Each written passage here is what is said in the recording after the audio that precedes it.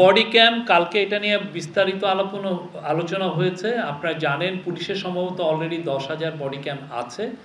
আমরা আরও 40,000 বডি ক্যাম সংগ্রহ করার চেষ্টা করছি। এটা খুব দ্রুতই করা হবে, করে যাতে পুলিশকে খুব দ্রুত এটা নিয়ে এক ধরনের ছোটোখাটো ট্রেনিংও দেওয়া হয়, যাতে এই বডি ক্যামটা খুবই ইলেকশন, আমাদের তো 47,000 ভোটিং বুথ আছে, তো 47,000 ভোটিং বুথে প্রত্যেকটা বুথেই যাতে একটা বডি ক্যাম থাকে, কোনো একটা মানে বডি ওয়ার্ন, মানে আপনার এটা চেস্টের মধ্যে এটাও পড়ে থাকেন। এটা থাকলে যেটা হবে যে তাহলে ওই ভোটিং সেন্টারটার আপনার সিকিউরিটিটা আরও ভালোভাবে আমরা ইনশিওর করতে পারবো। এবং এটা এমনভাবে এটা এআই দ্বারা পাওয়ার থাকবে, ফলে যেটা হচ্ছে যে এটা মনিটর করা যাবে ডিস্ট্যান্স জায়গা থেকে। ধরেন এসপি বা ওসি উনি মনিটর করতে পারবেন কি হচ্ছে, যদি ওই জায়গায় কোনো ধরনের ল অ্যান্ড অর্ডার সিচুয়েশন একটু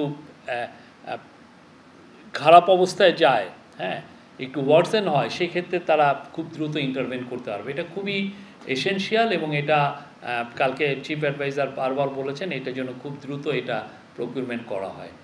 কালকের মিটিংয়ে জাহাঙ্গীর আলম চৌধুরী ছিলেন, আমাদের home adviser, special assistant on home chief adviser Khodabux Chowdhury ছিলেন, ফয়েজ তাইব আহমেদ ছিলেন।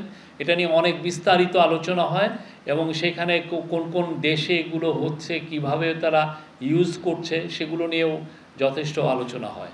তা আমরা আশা করছি যে আমাদের তো মূল ফোকাসটা হচ্ছে ইলেকশন কিভাবে পিসফুল, ফ্রি অ্যান্ড ফেয়ার হয় এবং যাতে বাংলাদেশের এই যে আজকে যেটা আসলো যে 12,60,00,000 ভোটার সবাই যেন খুবই উৎসবের সাথে ভোট দিতে পারেন তাদের পরিবার পরিজন নিয়ে, সেই জন্যই আমরা তাতে প্রত্যেকটা ইলেকশন সেন্টারের 47,000 প্রত্যেকটা যাতে আমরা সিকিউরিটি ইনশিওর করতে পারি, সেই জন্য এই বডি ক্যাম প্রকিউরমেন্ট করা হচ্ছে।